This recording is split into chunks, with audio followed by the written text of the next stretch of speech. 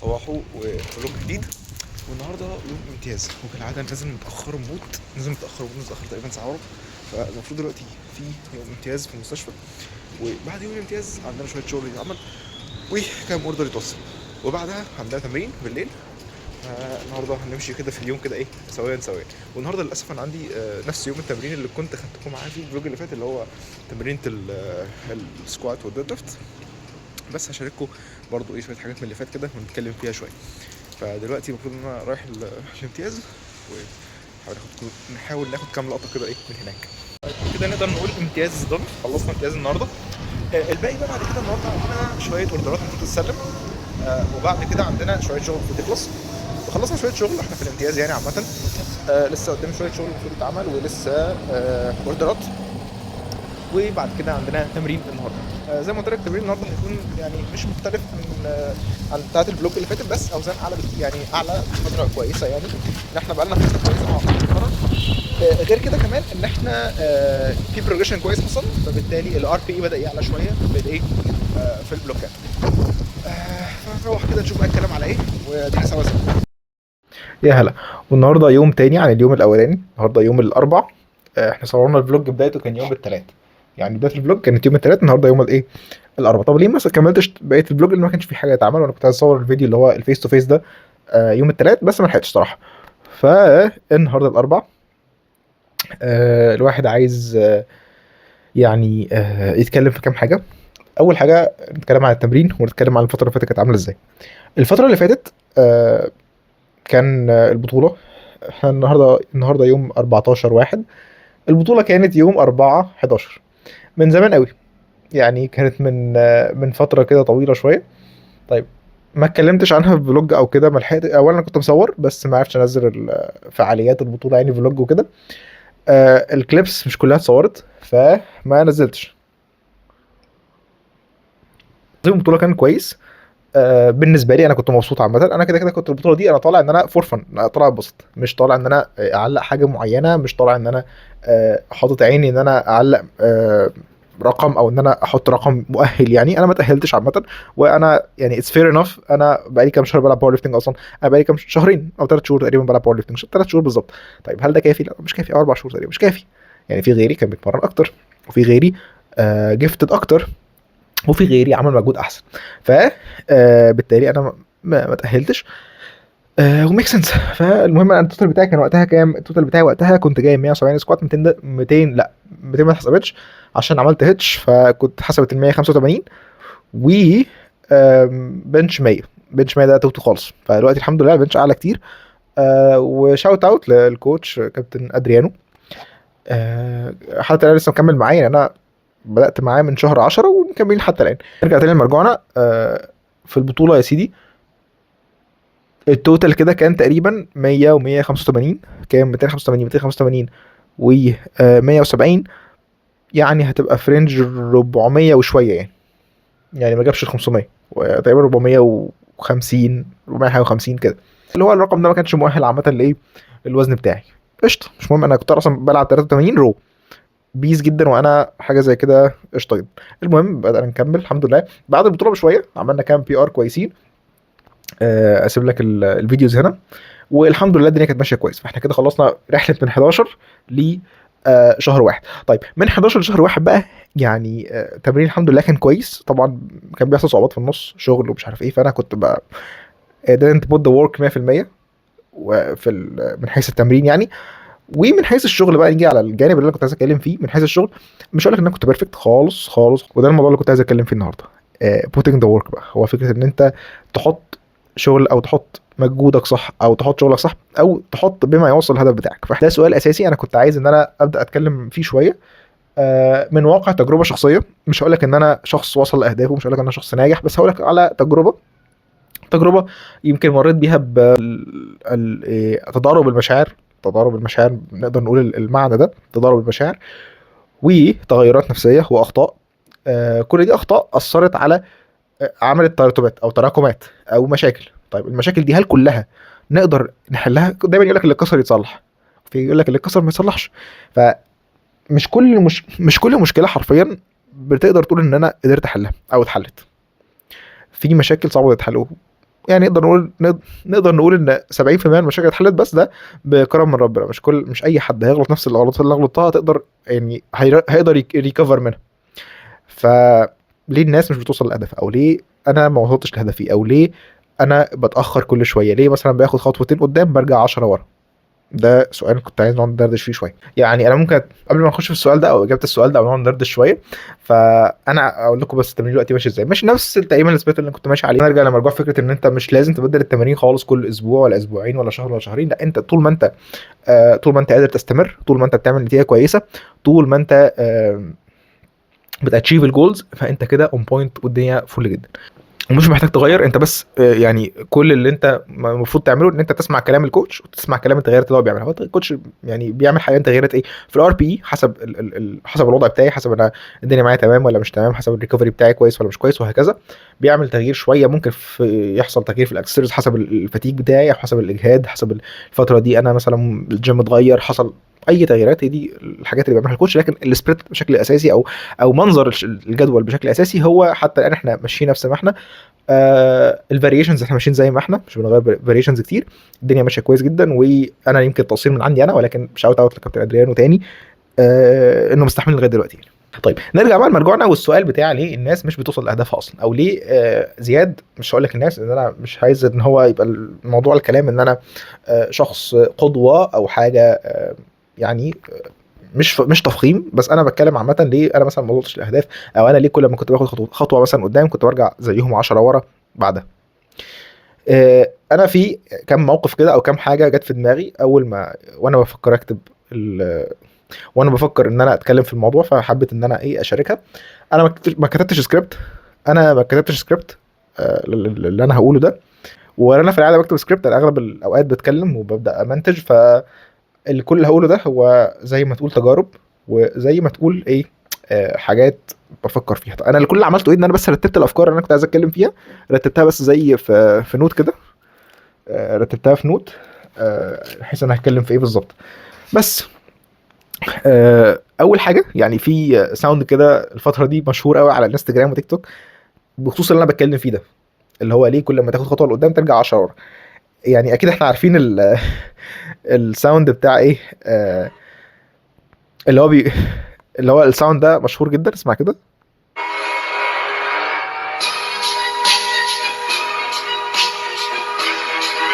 احنا اكيد كلنا عارفين اكيد كلنا عارفين الساوند ده، يعني تقريبا كلنا عارفين هو بيتقال في ايه. اللي هو بيقول لك انت بنص الاختبار تتذكر المنغله اللي كنت تسويها بدل ما تذاكر. فيعني ده ال... الساوند اللي انا كنت عايز اتكلم فيه، او الساوند اللي انا كنت عايز اخده كحاجه في الفيديو اللي انا كنت بتكلم فيه ده. الساوند اللي انا كنت عايز اخده كحاجه يعني استشهد بيها في الفيديو بتاعنا ده، لان انا بصراحه يعني حاسس ان الساوند ريليتابل قوي. لان ازاي الناس يعني غالبيتنا كل ما هو بياخد خطوه ممكن يحصل في النص زي قرار خاطئ. ده اول حاجه. اهداف مش واضحه. تاني حاجه تايم فريم تايم فريم مش واضح، يعني الشخص مش حاطط وقت معين لتحقيق الجول ده. ودي مش دايما بتكون حاجه غلط، يعني مش دايما انك تكون محدد الوقت بتاعك، او مش لازم تكون محدد او مش دايما عدم تحديد الوقت بيكون حاجه في صالحك او في ضدك يعني عامه. فهو اكتر حاجه فعلا بتوقع هي عدم وضوح الاهداف، وعدم الاستمراريه، والتشتيت. دول اكتر 3 حاجات، والقرارات الغلط. والقرارات الغلط دي متعلقه بالنقطه الاولى وهي عدم وضوح الهدف. تعال ناخد شويه امثله. يعني انا بحب دايما في اي حاجه زي كده بحب ان انا اتكلم من حيث نفسي انا. ومش فكره ان هو نشر توعيه والكلام، ومش فكره ان هو انا بتكلم في حاجه زي كده فده معناه ان انا يعني على عظة كافيه، ولكن هي تجربه بحكيها. والموضوع ده بصراحه انا بحب اتكلم فيه كتير قوي.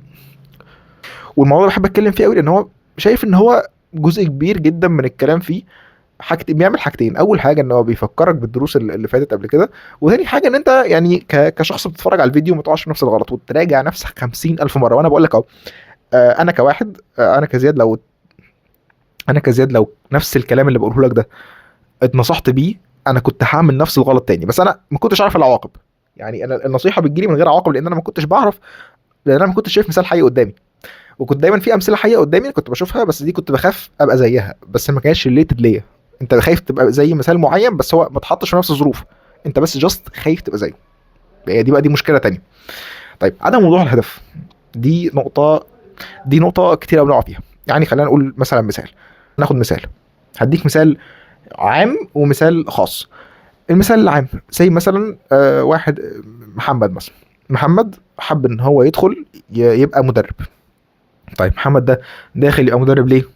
محمد ده دخل يبقى مدرب عشان الفلوس، عشان بس ان هو يجيب ماني من التدريب. طيب هل ده ينفع يبقى هدف وحيد؟ ما ينفعش. ليه؟ لان هو دي حاجه مؤقته، دي مش هدف تقدر تعتمد عليه في اللونج تيرم. على سبيل المثال محمد ده خلاص قعد مثلا وليكن 5 شهور في التدريب، حلو، ربنا كرمه وعمل فلوس كويسه وعمل اسم كويس والكلام ده كله، حلو، وكان بيتعامل مع الناس بطريقه كويسه، لهدف بس ان هو يحصل فلوس، ان هو يدخل له فلوس نتيجه ان الناس وثقت فيه وعجبهم كلامه وعجبهم صوته والطريقه اللي هو قدر يتكلم معاهم بيها ويقنعهم والكلام ده كله، كان بيشوف شغل كويس. وبعد كده عمل الفلوس خلاص تمام، بعد كده بدأ ان هو ينزل لتحت في الخدمه. بعد ما عمل الفلوس بدأ يركز في حاجات تانية في حياته. ارتبط. بعد ما ارتبط بدأ يبقى كارف للشغل، بدأ يركز في حاجات تانية، اتلهى. طيب وهو مش اخد باله ان رصيده من الفلوس عمال ينزل ينزل ينزل ينزل، والحاجة الأساسية اللي كانت بتجيب له فلوس اللي هي التدريب هو ما عادش مكمل فيها. هو أصلا ما كانش عنده شغف ليها من الأساس، هو ما كانش عايز ان هو يقدم كواليتي على قد ما هو كان عايز ياخد ماني من الكواليتي اللي بيقدمها وخلاص. حلو.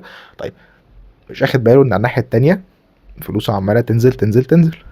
طيب مش شرط بقى، يعني مش شرط يكون محمد ده، طبعا ممكن يكون محمد حب يعمل حاجات تانية في حياته، حب ان هو يهلس، حب ان هو يصرف فلوسه دي على اي حاجة، على قمار، على ايا كان، بس من الاخر ان هو نسى الهدف الاساسي بتاعه، نسى الحاجة الاساسية اللي كان بيعملها. حلو. عشان اصلا من الاساس ما كانش عنده شغف ليها، بس هو جاست ان هو كان عايز بس يجيب ماني، يجيب ماني فور ان هو يصرف ماني، ان هو يصرف فلوس، يجيب ماني عشان يصرف فلوس. حلو. طيب محمد خسر فلوسه كلها. على الجانب الاخر كان بيشتغل بس بالهفه، انا النهارده فلوسي بدأت تقل شوية، أنا محتاج أعمل شوية منكش، فيعمل عرض يجيب كام متدرب، يرفع نتائج، يهتم بيهم شوية ويكرف، خد 50,000 جنيه، 100,000 جنيه، خلاص قشطة الحياة وردي، يلا اقلب، وهكذا. أنا بقول لك مثال التدريب ده لأن أنا ممكن هو أكتر مثال يعني جاي في دماغي دلوقتي. فمحمد فضل يعمل كده، وبعدين فاق. هنا بقى محمد فاق وقال إيه؟ لقى في حاجة غلط، لقى إن الناس ما عادش بتحبه زي الاول. لقى ان هو اقباله بدا يكون اسمه في السوق بدا يتراجع. كل حاجه في حياته بدات، هو مش حاسس ان هو محمد، او حاسس ان في حاجه غلط. فبدا يراجع نفسه، راجع نفسه متاخر. هل بقى حل المشكله دي هيكون سهل؟ من وجهه نظري لا، بس يعني انت ما تعرفش، يعني ما تعرفش ممكن وقتها الظروف تبقى عامله ازاي، ممكن وقتها ربنا يكرمه وحد والناس المتدربين قدام عنده يقدروا يعملوا له يرجعوا الدنيا تاني كويس. يعني عامه انت ما تعرفش هتحل معاه ازاي، هتحل او ما تحلش، بس انا بتكلم على مثال عدم وضوح الاهداف. حلو. اللي هي زي مثلا فكره انا عايز اشتغل بس ده عشان اجيب فلوس وخلاص، وخلاص. فكره عايز اجيب فلوس وخلاص دي حرفيا ممكن تكون اكبر هدف شورت تيرم انت ممكن تتخيله في حياتك. فكره ان بس عايز اشتغل حاجه معينه عشان جاست ان انا اجيب منها فلوس، ده اكبر هدف شورت تيرم. إيه انت مش هتقدر ان انت تكمل منه. دي نقطه. مثال تاني برضو على عدم وضوح الاهداف، هو زي ما تقول كده ايه، الشغل بس عشان عايز تشتغل. برضو انا بقول لك ان دي حاجه، حاول دايما قدر الامكان ان انت تشوف حاجه معينه، حاول قدر الامكان انك تشوف حاجه معينه انت عايز تعملها، والحاجه دي ما تكونش شورت تيرم، يعني من الاخر ما تبصش تحت رجلك. انا بقول لك كده مثال عام، مثالين عامين كده، انت حاول قدر الامكان ان انت ما تبصش تحت رجلك، ما تبصش بس على هدف يعني تحت رجلك، ان انت بس عايز تجيب مثلا كام الف او كام 100,000، حتى لو كان عايز مليون. لا انا عايز اعمل مثلا وليكن سين، عايز اشتغل في التدريب عشان اجيب فلوس وكل حاجه، بس عشان مثلا اطور من خدمتي اكتر، وبعدين مثلا اتجوز، وبعدين مش عارف ايه. طيب انا عايز مثلا سي ان انا اتمرن عشان صحتي تبقى كويسه، عشان ان انا استمر فتره طويله، ان انا دايما الشيب بتاعي يكون كويس، مش بس اتمرن انزل اتمرن شهرين او 3 شهور عشان بس اروح الساحل شهر واوقف وارجع تاني ازعل على جسمي، وهكذا، وتخش في الدوامه دي. طيب فدايما خلي دايما الاهداف ان هي مش بس الهدف يكون مش بس الهدف يكون قصير، الاهداف القصيره كويسه، يبقى لازم بيكون عندك هدف قصير المدى وطويل المدى. القصير المدى مثلا انا اشتغل في تدريب عشان مثلا انا عايز اجيب فلوس معينه عشان اجيب حاجه معينه. طب انا الهدف الاسمى بقى من اللي انا عايز اعمله ده ايه؟ مثلا الهدف الاكبر اللي انا عايز اعمله ايه؟ الهدف الاكبر اللي انا عايز اعمله مثلا اللي هي رساله معينه، يبقى سيرتي كويسه، سمعتي كويسه. يعني اقدر استمر. الاستمراريه هي دي بس الفكره. طب هل دايما هتقدر تجيب اهداف واضحه من الاول؟ او هل دايما انت كشخص لسه بادئ شغل، هل انت كشخص هيبقى ليك هدف واضح طويل المدى من وانت لسه بادئ؟ مش دايما، بس دايما حاول ما تبقاش ان انت نفسك قصير في الحاجه، اللي هو مش بس عشان ما لقيتش نفسك فيها شهر شهرين الضغط جامد مش عارف ايه تفرفر. وحاول دايما تدور على حاجه طويله المدى. يعني حاول دايما تدور على هدف طويل المدى. يعني انا مثلا لسه هاجي لك في المثال بتاعي، لان المثال بتاعي يطول شرحه. هقول لك ان انا واحد يعني فضلت لفتره طويله جدا مش عارف انا عايز ايه، وفضلت اهبل كتير قوي، وده خسرني كتير قوي. وقعدت جوه دوامه انا يعني فضلت لفتره قريبه مش عارف اطلع منها. آم، مع ان الفرص كانت تحت رجلي حرفيا، مع ان الفرص كانت قريبه مني جدا. يعني انت الفرص ربنا كان رزقك بفرص كويسه جدا جدا جدا، وانت ضيعتها بايدك يعني زي متخلف حرفيا. هتلاقي دايما ربنا مثلا حاطط لك فرص كتير قوي في قدامك ومش عارف ايه، بس انت عشان مش عارف عايز ايه، او انت عشان انت لا حاطط هدف قصير ولا هدف طويل المدى، يا اما نظرتك قصيره للحاجه، يا اما نفسك قصير، يا اما مش عايز تكمل. فهم دول الثلاث حاجات اللي حرفيا انا ندمان عليهم لغايه دلوقتي. وانا لسه هتكلم في المثال بتاعي مع عدم وضوح الهدف وعدم الاستمراريه والاهداف القصيره المدى اللي ملهاش مدى بعيد واللي ممكن تخسر الشخص كتير قوي. بحب قوي عارف انت الاغنيه بتاعت ابيو اللي هي بتاعت ريستارت؟ الاغنيه دي حرفيا من اكتر الاغاني اللي انا بحبها، لان هو بيقول لك ايه، هو دايما عمال كان بيحاول يعمل حاجه معينه، هو بدأ يغني عشان حاجه معينه، بس كل شويه مش هو ده اللي كان عايزه. اللي هو عايز دوس دايما ريستارت، عايز يرجع تاني من الاول. يمكن دي حاجه يعني الواحد كان نفسه يعملها في قرارات كتير خدها في حياته عامه. يعني مثلا اقول لك على حاجه، اول ما بدات شغل خالص ما كانش ليا هدف واضح. انا بس كنت حابب ان انا يعني كنت حابب ان انا افيد. كنت مبسوط جدا ان انا يعني بعمل فايده، كنت خله خالص، فكنت مبسوط ان انا بعمل فايده كويسه للناس، ان انا الناس بتسمع اللي انا بقوله بتستفيد. ممكن ما كنتش باحسن ما كنتش باحسن يعني كواليتي بقدمها. والمعلومات برضو كان زي ما تقول في حاجات محتاجه تحسين، والمعلومات برضو كان في حاجات يعني ايه على وقتها ما كانش لسه ايه واضحه قوي. بس نقدر نقول ان الواحد كان بيحاول، كان بيجتهد، كان مبسوط جدا بالتشجيع اللي كان بيشوفه والكلام ده، فده اللي كان مخليه ايه يستمر. فدي اول حاجه، ان انت مستمر على حاجه متغيره، يعني اللي هي التشجيع. دي نقطه، ودي اول حاجه في الاستمراريه. وتاني حاجه ان ما كانش في هدف واضح. الهدف الواضح بس ان انت كان بالنسبه لك انت عايز بس اللي قدامك يستفيد، ده هدف كويس. مش كلير من حيث الاستمراريه. حلو. يعني الحاجه اللي مخليك تستمر مش واضحه، فانت جاست ان انت التشجيع ده وقف، فانت معناه ان انت ما عادش هيبقى عندك الدافع انك تكمل زي الاول. التشجيع حلو كل حاجه، وده حاجه من ضمن الحاجات اللي الانسان بيحس ان هو مبسوط اما بيجي اما بيشوفها، ان حد يقول له انت كويس، انت شاطر، مش عارف ايه. حاجه زي كده بتخلي الانسان عنده ايه القدره ان هو يستمر. طيب نيجي بقى لحاجه تانية حصلت، او من ضمن الاهداف التانية اللي بدات تحصل تخلي الواحد عايز يكمل، او ان هو يدوس اكتر في الشغل، ان هو يبدا ايه يهتم بالشغل اكتر. الكلام ده كان في تانية ثانوي تقريبا او ثالثه ثانوي، تانية ثانوي. ان هو كان بدا يبقى عايز اللي هو ايه، بدا يشوف ان مصاريف الدروس غاليه، بدا يحس ان هو مصاريفه زادت شويه. عايز بقى ان هو يبدا يستقل ماديا، فدي هدف تاني كويس، عايز يشتغل عشان يكسب فلوس، دي نقطة كويسة. طيب على الجانب الآخر هو كان ثانوية عامة، فكان عايز إن هو دايما فكنت عايز دايما إن هو إيه اللي هو أنا أشتغل عشان أجيب فلوس كويس. ما كانش فيه وقتها مجالات شغل جنب الدراسة إيه أقدر أعملها، فكان اللي كان متاح مثلا إن أنا أشتغل في الإيه في فكرة الأونلاين كوتشنج، وإن أنا أقدم محتوى على يوتيوب. قبل ما أبدأ أونلاين كوتشنج كنت بنزل على يوتيوب محتوى ومش عارف إيه، كنت بنزل على فيسبوك بوستس وكده. طيب عملنا ده واستمرينا وبدأنا نشتغل في موضوع السبلمنتس ده. الدنيا كانت حلوة والاهداف، والحمد لله كان بدأ يدخل لك انكم كويس معقول بالنسبه لسنك يعني في وقتها والكلام ده كله. طيب واحده واحده بتبدا تشوف ان انت بيبدا بقى ايه تبدا تشتغل. بعدين بقى واحده واحده بتبدا المشاكل تظهر. والمشاكل هنا بتكمن فين؟ المشاكل هنا بتكمن هنا العقليه او الدماغ جوه. انت مش عارف جوه بيحصل ايه. بيبدا يحصل لك زي ما تقول دوشه، زي هيدك، افكار كتير بتخبط، تحس ان انت مش عايز تكمل. انت مش شايف حاجه، مش شايف انك عايز تكمل او حاجه تستدعي انك عايز تكمل. طيب انا خلاص، انا كان ليا هدف ان انا ادخل فلوس وخلاص. بس انا دخلت فلوس، ارضيت الايجو اللي جوايا، خلاص مش عايز حاجه اكتر من كده. بس كده. وكان وقتها انا مش مهتم قوي بالتكنولوجي يعني، او ان انا يكون معايا مثلا تليفون كويس، الكلام ده كله ما كانش بالنسبه لي، الحياه الماديه ما كانتش بالنسبه لي مهمه بصراحه. بس جاست انا كنت عايز بس ارضي الايجو اللي كان عندي. فانا كنت عايز اوقف جدا، وكنت بقيت اتخانق من كل حاجه في حياتي ومش عارف ايه، فتره كانت مش كويسه خالص.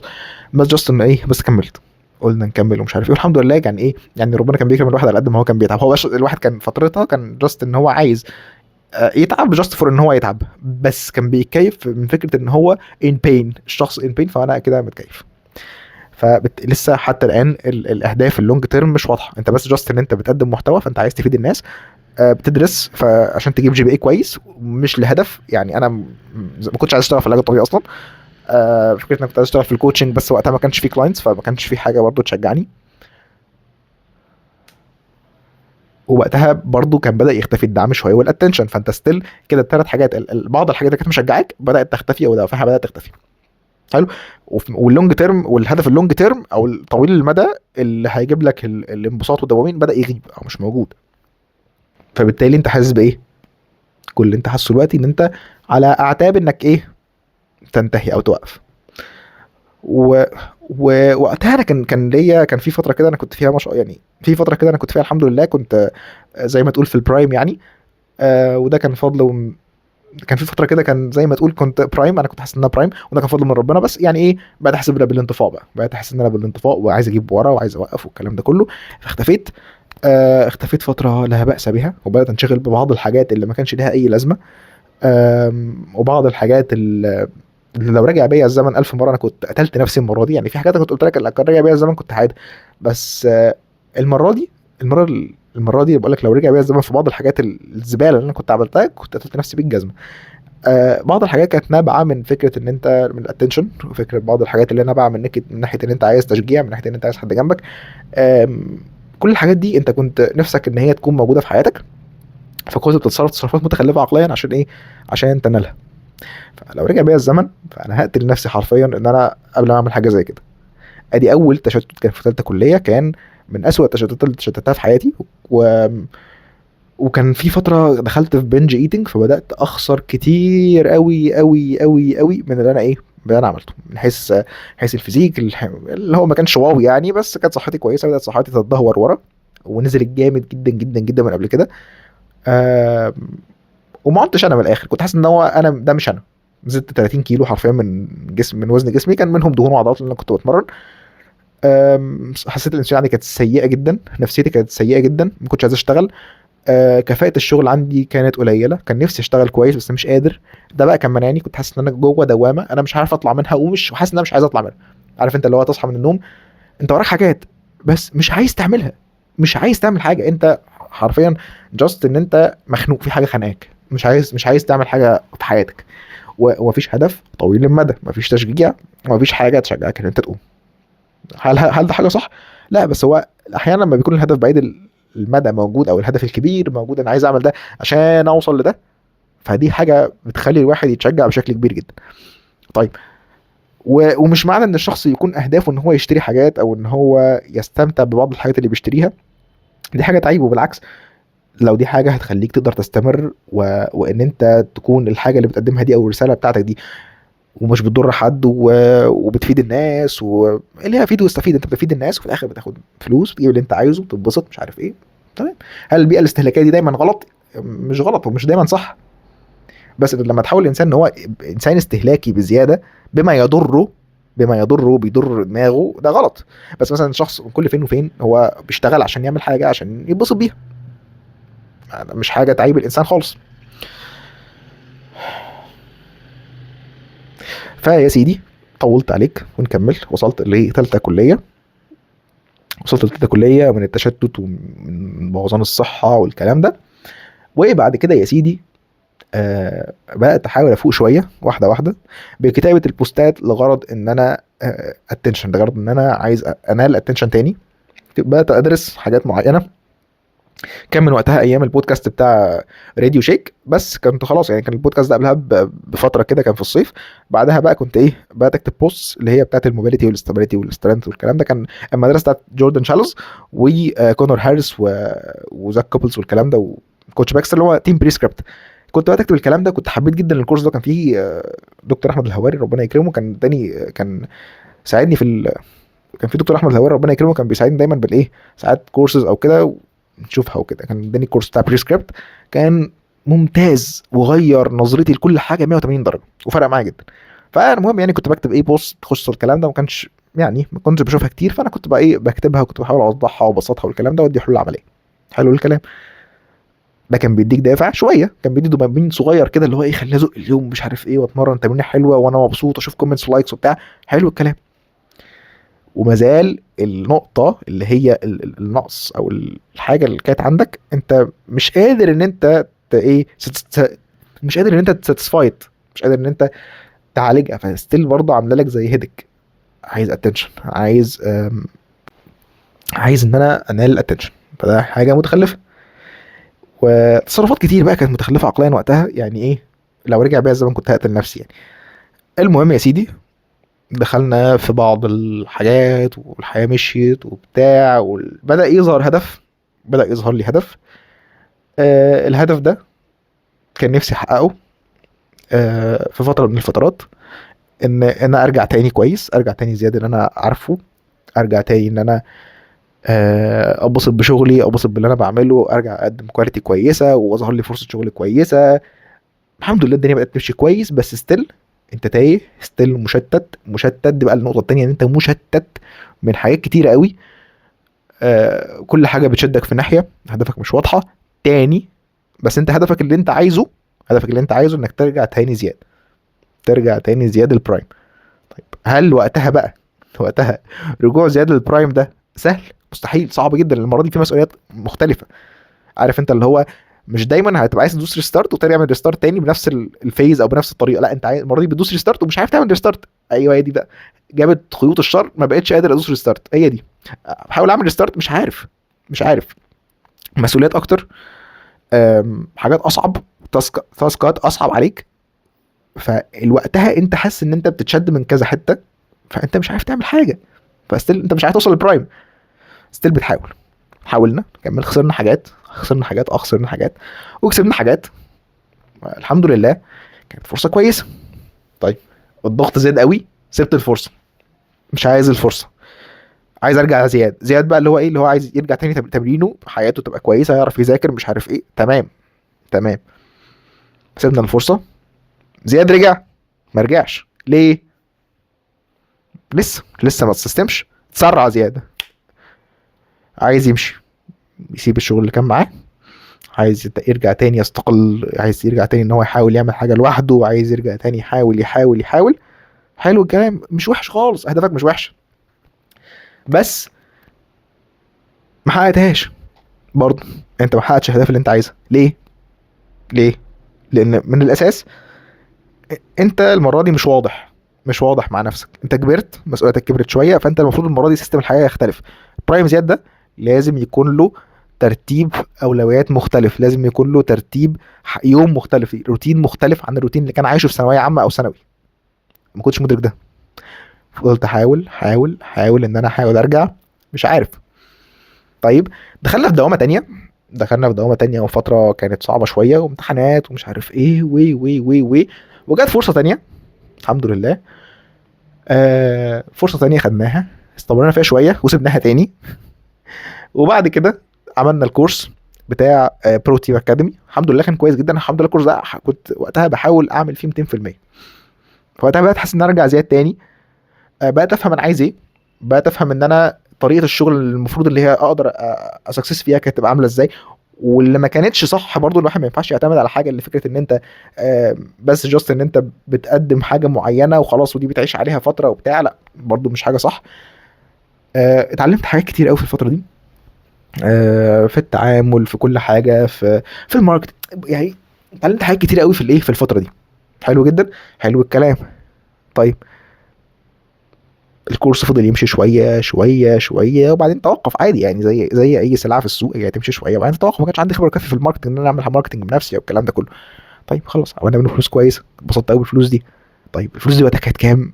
يعني الفلوس دي وقتها كانت رقم كويس بالنسبه لحد في سني، ولكن آم، ولكن هل الفلوس دي انت فكرت انك تعمل بيها حاجه اللونج تيرم؟ لا، لا خالص خالص. كل اللي كنت تعمله بقى وقتها ايه؟ انا عايز احوش، بس احوش وخلاص. يعني اللي هحتفظ بالقيمه، جاست ان انا احوش اقنن مصاريفي. الشغل التاني اللي كان ما كنتش مهتم بيه قوي، انا كنت بس مهتم بفكره ان انا معايا كلاينتس معينين خلاص، بس مش مهتم ان انا ازود خالص. قشطه، حلو جدا، مرضي على كده. ما اعرفش اي حاجه في جوانب الحياه اللي هي المفروض ان انت تمشي فيها صح. حلو، انا كنت مرضي جدا كده. طيب بعد كده لقيت الموضوع بيتفاقم مني، وان انا يعني ان انا فعلا خلاص الفلوس اللي انا خدتها دي بتخلص. جات لي فرصه تانية مشيت فيها الحمد لله، استمرينا فيها المره دي 3 4 شهور كده. وبعدين خلاص وظيفتي في الفتره دي انتهت الوظيفه في الفتره دي. اكتئبت اكتئاب سيء جدا فتره لا باس بها. كان ورايا مسؤوليات وقتها، مسؤوليات صعبه شويه. آه، ما حاولتش ان انا ابين ان انا اتهزيت او في حاجه ضايقتني او ان انا خسرت حاجه. قشطه عادي، انت عملت وظيفتك. شهر، في التاني، في التالت، لا. فطلبت حاجه، آه، طلبت فرصه معينه، طلبت فرصه شغل معينه، جات لي الفرصه. حلو قوي. الفلوس اللي كنت باخدها كانت معقوله برضه بالنسبه لسني. طيب هدفك اللونج تيرم فين؟ مفيش. حتى الان ما كانش في وقتها هدف لونج تيرم. مش واضح لك هدف لونج تيرم. انت جاست ان انت بس جاست بتخبط. التخبيط ده انت مش عارف اخرته ايه، بس جاست ان انت ايه، زي ما بتقول كده ايه، يعني قاضي حياتك، بتحاول ترجع. فكل دي ايه الحاجات اللي انت بتفكر فيها؟ بتحاول ترجع بقاضي حياتك، مش عارف ايه. بتدخل فلوس كويس معقوله الى باس بها بالنسبه لسنك، بالنسبه للوقت اللي انت كنت فيه. بتدرس قشطه. طيب الدراسه اتضرت، ما كنتش هلحق اذاكر خالص، كان الشغل اخد معظم وقتي يعني الحمد لله. جبت جي بي اي مش حلو، مش مهم، خلاص خسرت حاجات في حياتي في الفتره دي. آه، بدات اتطور في الشغل الحمد لله. فرصه بدات تكون احسن، الفرصه كانت بدات تتحسن، الوضع كان بدا يبقى احسن. هدفك اللونج تيرم فين؟ مختفي، مفيش.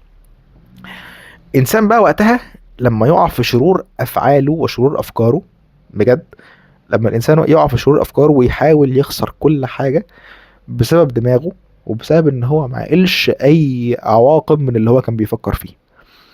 عارف انت لما انت دماغك تسوحك وتحس ان انت بقيت جامد فشخ، بقيت حاسس ان انت جامد اسطوره. لما دماغك تسوحك تحس ان انت بقيت جامد، تحس ان انت بقيت تقدر تتنك على اللي قدامك، وتقدر ان انت تطلب. عارف انت لما دماغك تسوحك وتحس ان انت جامد، وتبدا تحسسك بجنون العظمه وانك تبقى الاستحقاقيه الكون بتاعتك. هي دي اكبر غلطه ممكن انت يعني، دي اكبر غلطه ممكن انا وقعت فيها في حياتي، واللي انا عمري ما فكرت فيها كده. بس هي كانت وزة شيطان، نقدر نقول ان هي وزة شيطان. خسرت فيها كتير كتير كتير كتير كتير كتير للصبح، عنطزة واستهبال واستلواح. يعني نقدر نقول من هنا للصبح خسرت كتير قوي بجد. يعني يمكن انا ندمان على الحوار ده بشكل كبير جدا، بس عادي يعني. لايف جوزن، انت كان هدفك وقتها حاجة معينة، تفوق لنفسك اكتر. عايز ترجع تاني زياد، اللي هو زياد بس بمنظور مختلف، ان هو زياد بس بشغل كتير والدنيا كويسة، ويرجع تاني احسن من الاول. وبس اللي هو منظور غير منطقي، ان انت حياتك كلها مرتبة وكل التفكير في دماغك دلوقتي خلاص كل حاجة حياتي مترتبة واحد انت، وانت دماغك حياتك مش مترتبة ولا دماغك مترتبة، انت بس جاست هي بتتهيأ لك عشان انت كنت مضغوط.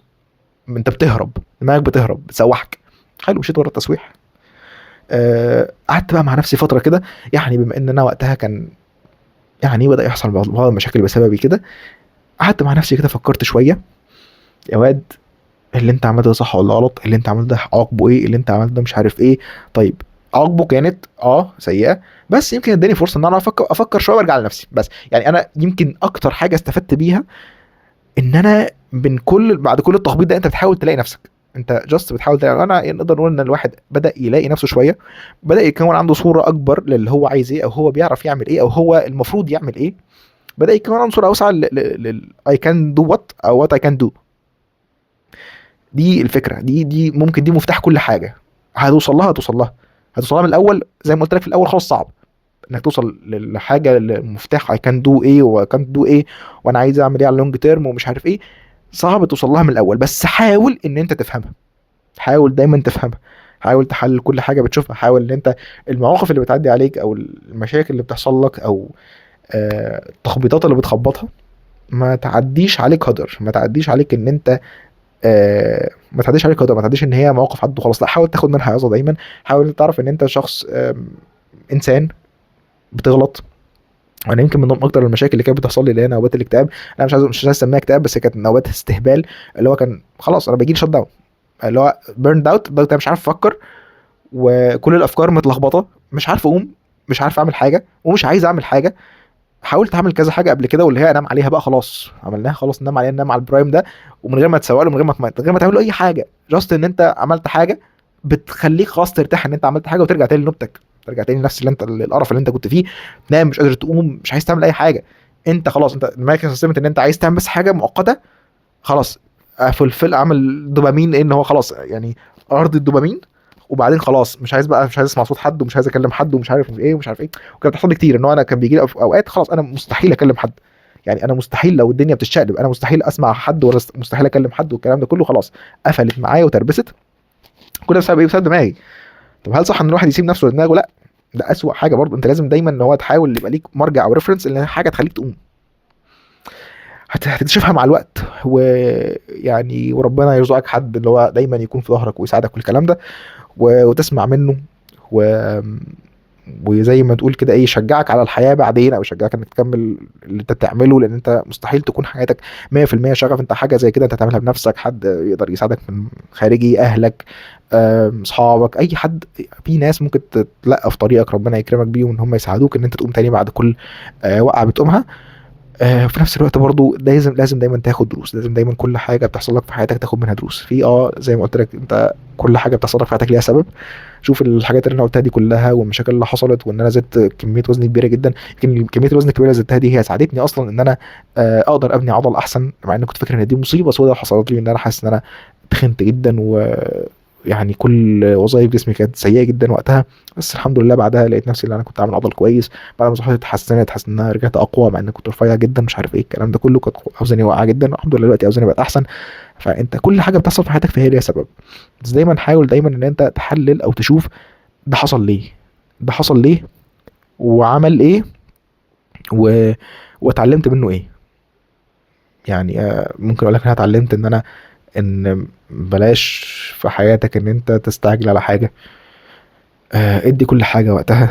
بلاش عنطزه. بلاش تحس ان انت محور الكون. بلاش تحس ان انت عندك استحقاقيه ملك الكون نفسه. لا خالص خالص.